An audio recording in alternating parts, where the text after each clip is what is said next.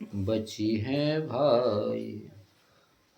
समुद्र से मैंने यह सीखा कि साधक को सर्वदा प्रसन्न और गंभीर रहना चाहिए। उसका भाव अथाह, अपार और असीम होना चाहिए। किसी भी निमित्त से उसमें क्षोभ नहीं होना चाहिए। पतिंगा से मैंने क्या सीखा? पतिंगा से भी शिक्षा ग्रहण करना है, अर्थात कोई भी जीवन में जो चीज़ें दिख रही हैं कुछ न कुछ शिक्षा देके हमारे जीवन को सुंदर बनाने का कार्य करती हैं। पतिंगा क्या शिक्षा देता है? वह रूप पर मोहित होकर आग पर कूद जाता है और जलकर नष्ट हो जाता है। इसलिए इंद्रियों को वश में रखे, इंद्रियों के आग्रह के कारण अपने जीवन को नष्ट न करें, क्योंकि यदि बुद्धि विवेक से आप कार्य नहीं करेंगे तो कौन सा कार्य आपके जीवन को नष्ट कर देगा, आपको इसका बोध नहीं रहेगा। इसलिए नष्ट होने के बाद बोध की बातें करना बेकार है। इसलिए पहले बोध में रहें और बुद्ध होकर जीवन का कल्याण करें। ओम नमः शिवाय करें। राजन, सन्यासी को चाहिए कि गृहस्थों को किसी प्रकार का कष्ट न देकर भौरे की तरह अपना जीवन निर्वाह करे। भौरे की तरह जीवन निर्वाह करना क्या है, इसको आप समझें। वह अपने शरीर के लिए उपयोगी रोटी के कुछ टुकड़े कई घरों से मांग ले, अर्थात बहुत ज़्यादा इसकी चिंता न करे, संग्रह के चक्कर में न पड़े, क्योंकि सारा संग्रह यहीं धरा का धरा रह जाएगा और ये जीवन छूट जाएगा।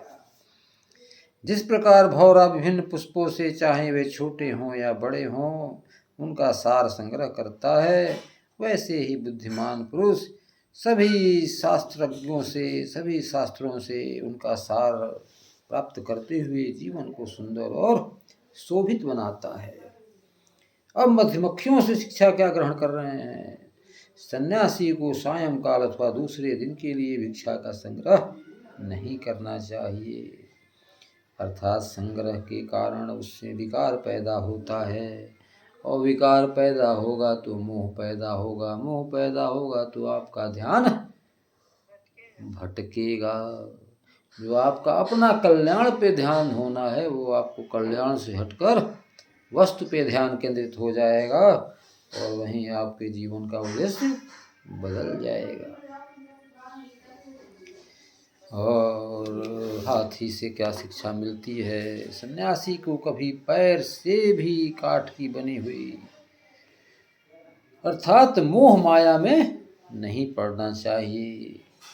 मोह माया में पड़ेगा तो उसका नुकसान होगा।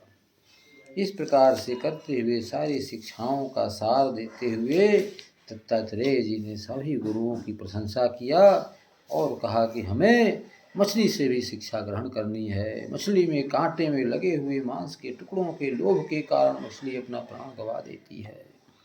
इसलिए स्वाद का लोभी दुर्बुद्धि मनुष्य भी मन को मत कर व्याकुल कर देने वाली अपनी जिह्वा के वश में हो जाता है और नष्ट हो जाता है।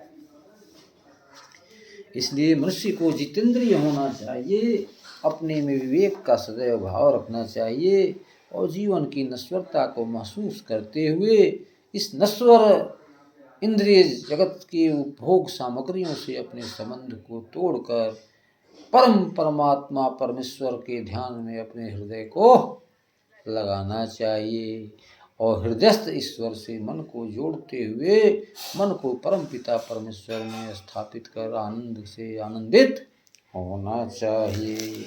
बोलिए राजा रामचंद्र की जय। राजन, सचमुच आशा और शोभी धन की बहुत बुरी है। धन की बाट जोहते जोहते उसका मुँह सूख गया, चित्त व्याकुल हो जाता है और धीरे धीरे इस व्याकुलता के चलते मन व्यग्रत होता है। फिर अंत में बोध होता है कि मैं ये क्या कर रहा था। फिर अंदर बैठे हुए ईश्वर कह बैठते हैं कि अरे मूर्ख, मैं तुम्हारे अंदर परम पिता परमेश्वर बैठा हूँ और तू किस चीज़ की चिंता कर रहा है। बोलिए बोलिए भगवान विश्वनाथ महाराज की जय। मेरे निकट से निकट हृदय में ही मेरे सच्चे स्वामी भगवान विराजमान है। अब देखिए, अब इससे निकट क्या हो सकता है, जो हमारे हृदय में ही बैठे हुए हैं परम पिता परमेश्वर। हैं, कहीं दूर नहीं जाना है, अपने ही हृदय में विराजमान है वो ईश्वर। उनको देख लो, समझ लो, जान लो, सारी समस्याएं दूर हो जाएंगी।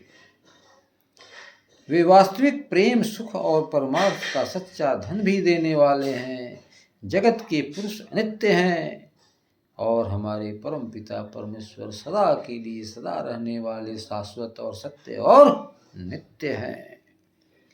वाह रे मनुष्य, तुम्हारा पागलपन कितना मूर्खतापूर्ण है कि उस परम पिता परमेश्वर के भाव को, प्रेम को न समझते हुए दुनियावी नश्वर प्रेम में अपने जीवन को नष्ट कर रहे हो। ये जीवन तो नष्ट हो ही जाएगा, तुम्हारा समय भी नष्ट हो जाएगा। इसलिए अपने पे कृपा करो, अपने पे कृपा करो। तुम्हारे ईश्वर खुद ही बहुत परेशान हो रहे हैं, इस बेचारे को ज्ञान नहीं हो रहा है। क्या बात है। आहा, मेरे हृदय में विराजमान प्रभु समस्त प्राणियों के हितैषी सुहृदय प्रियतम स्वामी और आत्मा है। अब मैं अपने आप को देकर इन्हें प्रसन्न कर लूँगा। हाँ, यदि भगवान की तरफ, हाँ, जब भगवान की तरफ आप निगाह उठाएंगे तो भगवान तो खुद ही चाहते हैं कि मेरा बच्चा मेरे पास आ जाए। उसके मन में दुनियावी जो वृत्तियाँ थी तो सोच रहे थे कि भाई चलो ठीक है, घूम आओ, मेला घूम लो। लेकिन यदि मेला के बाद उसको घर की याद आ जाएगी तो उसकी माता या पिता कितने प्रसन्न होते हैं कि मेरा बेटा मेरे घर आ गया।